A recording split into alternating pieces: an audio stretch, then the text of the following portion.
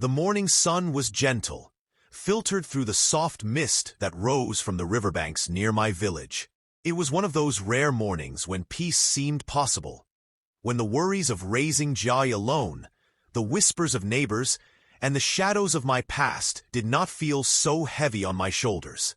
Jai ran ahead of me, his little hands clutching a wooden toy horse I had carved for him. He was only 6, yet his laughter carried farther than the wind.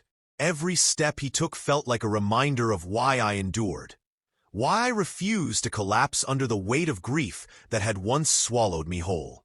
"Father, look, the birds are flying together." Jai's voice rang out, bright and clear. I smiled, adjusting the hem of my pale scholar's robe, my ink-stained fingers brushing away the strands of hair that the wind blew into my eyes. "Do not run too far, Jai. If you fall, I will not carry you home this time."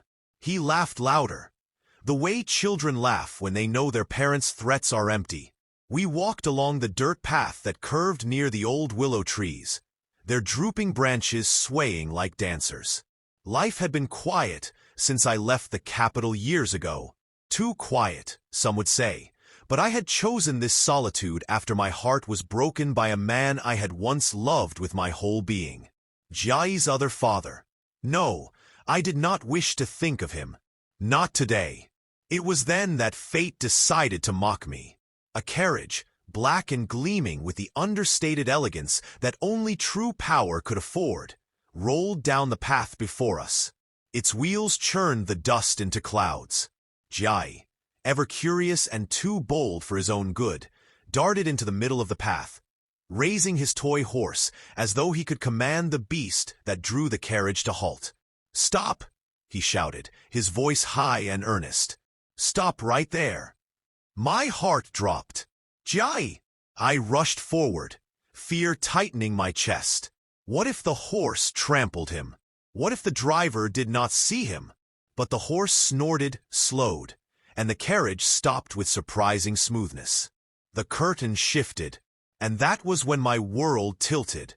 A man stepped down from the carriage, his movements fluid but precise, every line of his posture screaming authority. His robe was a dark shade of indigo, embroidered with silver clouds that caught the sunlight like blades. His hair was tied back neatly, a jade crown resting against his head. Yet there was no mistaking the sharpness of his features, cold, angular, breathtaking in their severity. His eyes, dark as obsidian, swept over the scene with an indifference that sent chills down my spine. I knew him. Not personally. No, one like me, a forgotten scholar, a single father, could never know someone like him. But I had seen him once years ago, from a distance in the capital.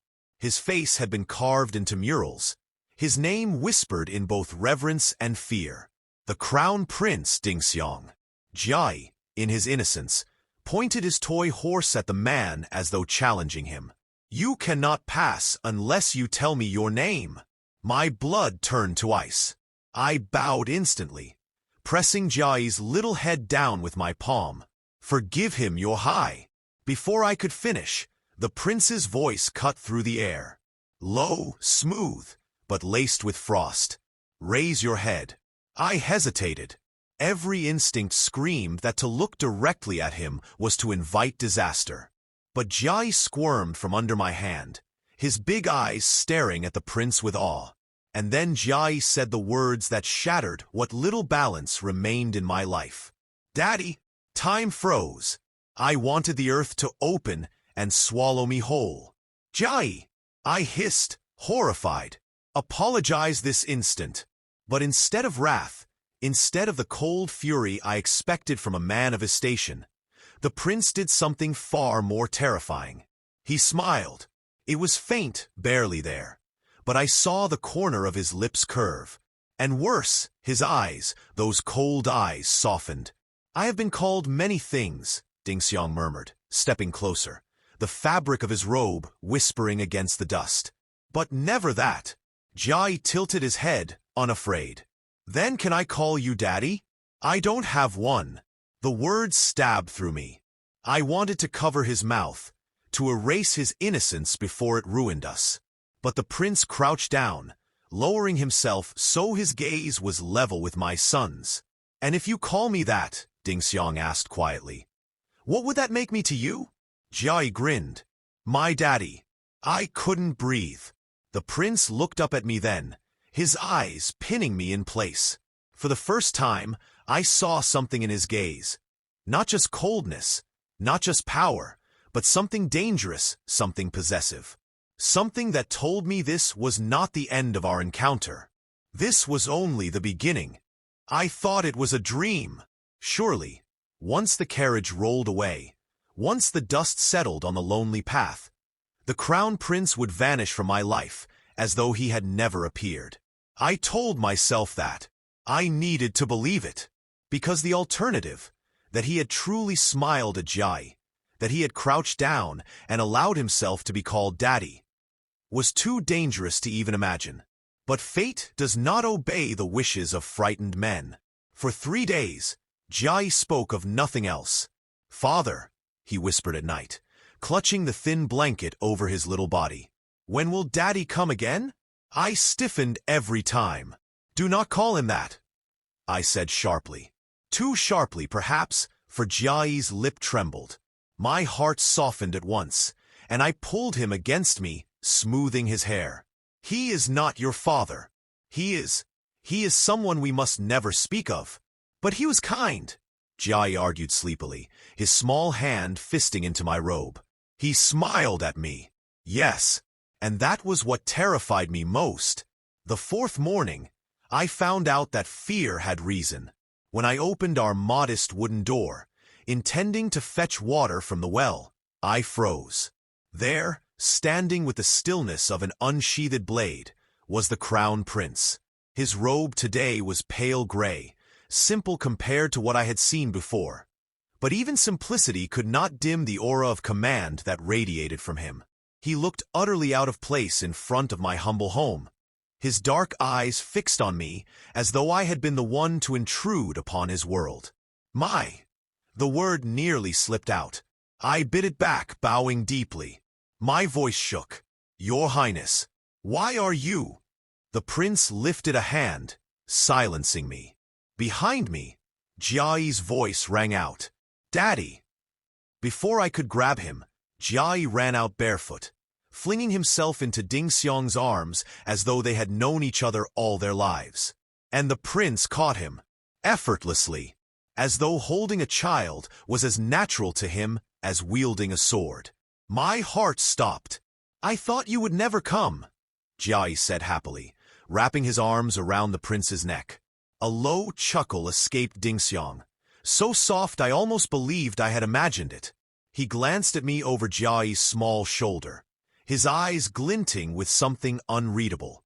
"I keep my promises," he said. That was how it began. Day after day, he appeared, sometimes on horseback, sometimes on foot, sometimes with a carriage, never with guards. Not that I saw. He blended into the edges of the village with an ease that unsettled me. The villagers whispered, of course. They noticed the tall, cold man who visited the small scholar's house. They whispered of debts, of secret lovers, of scandal. I bore it in silence, for what else could I do? To reveal his identity would be to invite doom upon all of us. And yet, Jai adored him. They played together beneath the willow trees.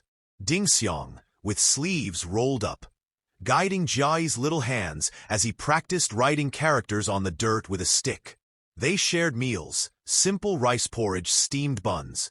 Food I had never imagined a prince would lower himself to taste, yet he did so without complaint.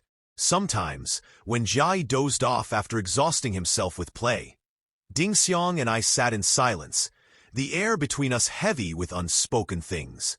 His gaze often lingered on me longer than was proper, and mine, despite myself, sometimes lingered back. One evening, when the moon was high and silver over the rooftops, I finally spoke. "You cannot keep coming here." My voice was low, tight with fear. "It is dangerous." He did not look away from the moon. "For whom? For you? Or for me? For all of us, I snapped. You are the crown prince. If the court learns you spend your days in the company of a disgraced scholar and his bastard son, what do you think they will do? Slowly, he turned his gaze to me. The intensity of it stole my breath. Let them talk, he said. I have never cared for their words. You should care. My composure cracked, years of carefully buried pain spilling out. I cannot, Jai cannot, survive another abandonment. Do not give him hope only to shatter it. For the first time, his expression softened. I have no intention of leaving him, Ding Xiang said quietly. Then, after a pause, or you, my heart lurched violently. I opened my mouth to protest, to remind him of the chasm between us, but the words tangled in my throat. Because deep down, beneath the fear and the anger, a dangerous warmth flickered. A warmth I had sworn never to feel again. The first time he touched me, it was by accident. We had been walking home after Jai fell asleep on Ding Xiang's shoulder. The night was cool, the cicadas humming. As we stepped over a root, I stumbled slightly. His free hand caught mine, firm and steady. It should have been nothing, a simple act of balance. But the heat of his palm against mine burned through me. My pulse thundered, and when our eyes met in the moonlight, I saw it. The desire, raw and barely restrained, mirrored in his gaze. I tore my hand away as though scalded. This cannot happen. He did not argue. He only smiled faintly, as though he knew the battle was already lost. Yet, I tried to resist. For days, I built walls higher than ever before. But Ding Xiang did not storm them. He simply waited, patient, relentless, his presence a tide that eroded every stone. And Jai, oblivious to the war raging in my chest, continued to call him Daddy, with a joy that was impossible to deny. The night everything changed began with rain. It fell in sheets against the roof, the wind rattling the shutters. Jai slept soundly, curled like a kitten. Ding Xiang and I sat by the flickering lamp, the silence thick. Finally he spoke. Why do you push me away? His voice was low, rougher than usual. Because I must, I whispered. He leaned closer, his shadow merging with mine. Or because you are afraid? My breath caught. Afraid of what? His lips brushed my ear. Of wanting me. The lamp sputtered. My resolve shattered. When his mouth captured mine, I did not resist. The rain had stopped by morning, but its memory lingered. I could still feel it. His lips on mine, the way his breath had mingled with mine in the silence of the night. Ding Xiang had kissed me with a hunger that both terrified and awakened something in me. And though I had broken away before the kiss deepened further, the ghost of it clung to me like dew that refuses to leave the grass. When I rose that morning, I found him still there, seated at the low table as though he had always belonged. Jai sat in his lap, happily munching on a steamed bun, crumbs dotting his cheeks. And Ding Xiang was feeding him. I froze at the doorway, my heart pounding. The crown prince of the empire, who should have been reclining on jade cushions and waited upon by servants, was holding a half-bitten bun to my son's mouth with an expression of quiet patience. Jai's laughter rang out. Daddy, you eat too? Ding Xiang smiled faintly, leaning down to bite the other end of the bun. Jai clapped his hands in delight. My knees nearly gave out. This was wrong, dangerous, impossible. And yet, watching them together, my son's innocent joy, the prince's unguarded warmth, I felt something I had not felt in years. Something perilous. Hope. Later, when Jai darted outside to play in the puddles, I confronted him. You should not have stayed the night. My voice was harsher than I intended, but I could not allow myself softness. Not now. He turned his gaze to me, calm and unreadable. Should I have left you then? Alone, in the rain, after what passed between us? Heat rushed to my face. Nothing passed between us. His lips curved, Then why do you tremble when you look at me? I did tremble. My hands betrayed me. My voice, however, did not, because you are dangerous. Dangerous, he repeated, rising slowly. The space between us shrank until I could feel the warmth of his body, the faint scent of sandalwood clinging to his robe. He lifted a hand, brushing a damp strand of hair from my face. His touch lingered, too soft for a man they called ruthless.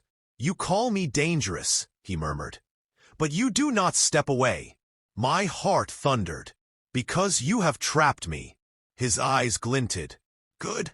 Before I could answer, Jai's laughter returned, breaking the moment. I tore myself away, breathing hard. This was madness. For days, I avoided him. When he came, I busied myself with scrolls, chores, anything to avoid being alone with him. He did not press, did not demand. He simply remained, silent, steady, watching, until one evening, when Jai climbed into his lap and declared, "We're a family now." I dropped the cup I was holding. It shattered against the floor, shards scattering like my sanity. "Jai!" I scolded, too sharply. The boy flinched, eyes wide. Ding Xiang placed a protective arm around him. "Do not raise your voice at him," he said softly, but there was steel beneath. I swallowed, ashamed. "Forgive me. I did not mean." Jai's lip trembled. "But aren't we? Daddy loves you. And you love Daddy. Right?" Silence. I could not speak. My throat closed around the truth I could not admit. Ding Xiang, however, did not hesitate. He lifted Jai's chin with a finger and said, with terrifying certainty, "Yes, we are a family." My breath caught. Jai beamed, content, before running off to fetch his toy horse. The prince looked at me then, his gaze sharp. "Why do you deny him what he already knows? What you already feel?" I shook my head, desperation clawing at me. "Because the world will never allow it. Because I cannot bear to watch him lose another father." "You think I will leave?" His tone was not a question. "I know you will," I whispered. For a long moment, he said nothing. Then he stepped forward, his hand cupping the back of my neck, forcing me to meet his eyes. "I am not a man who leaves," he said, low and dangerous. "When I want something, I keep it."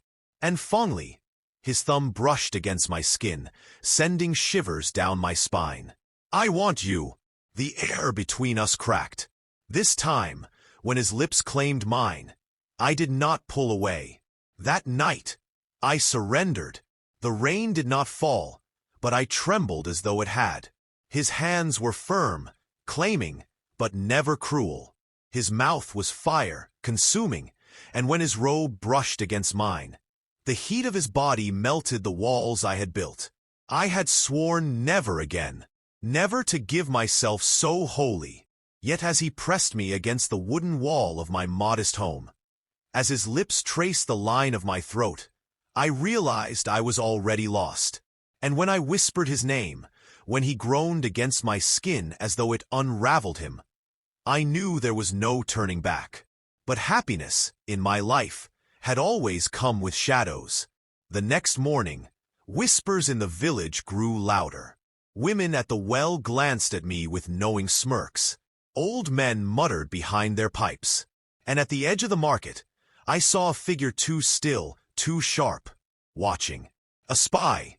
The court was already stirring. The whispers turned to storms. At first, it was only glances in the marketplace, murmurs at the well. But soon, men I had never seen before lingered near my home, their eyes sharp, their steps deliberate. When Ding Xiang arrived, his jaw tightened, though he said nothing. Until the night the soldiers came. They did not storm the house, nor announce themselves with fanfare. They waited outside, silent as shadows, their armor glinting in the lamplight. And then a voice rang out. Cold, official, merciless. Scholar Fongli, you are summoned by order of the emperor. My blood froze. Inside, Jai clutched my robe, eyes wide.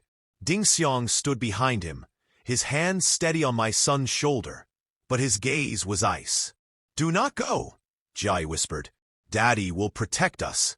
My throat closed. I wanted to believe him, but I had lived long enough to know what the court did to those who defied it. The palace was no stranger to me. I had once walked its halls as a young scholar, full of ambition. But now, each step I took behind the soldiers felt like walking into a grave. They brought me before the court, beneath the high golden throne.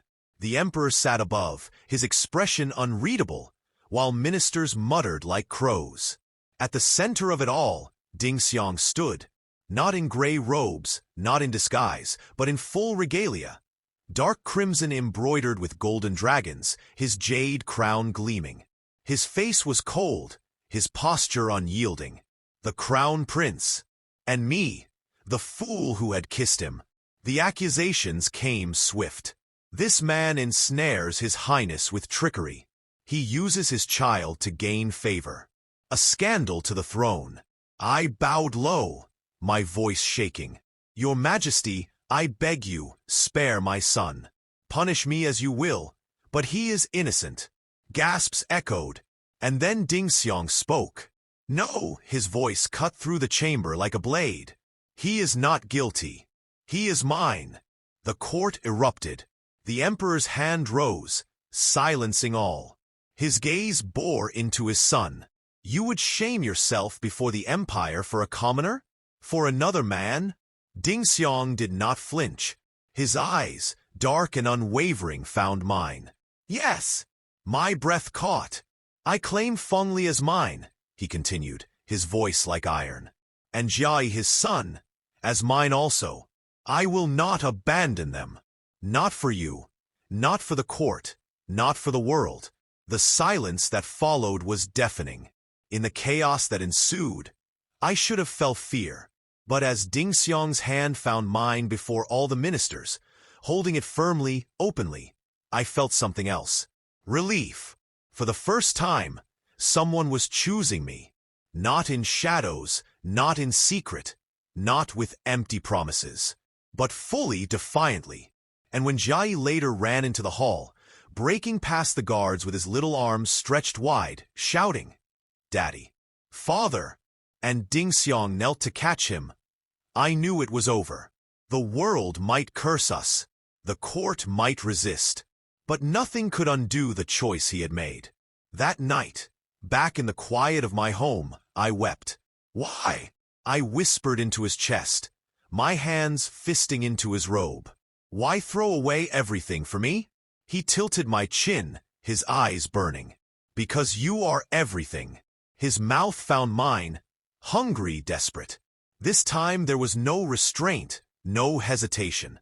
His hands traced the lines of my body as though to brand me, his lips claiming every breath I tried to take. And I let him. I let myself be loved, wholly, fiercely, until the walls I had built crumbled into ash.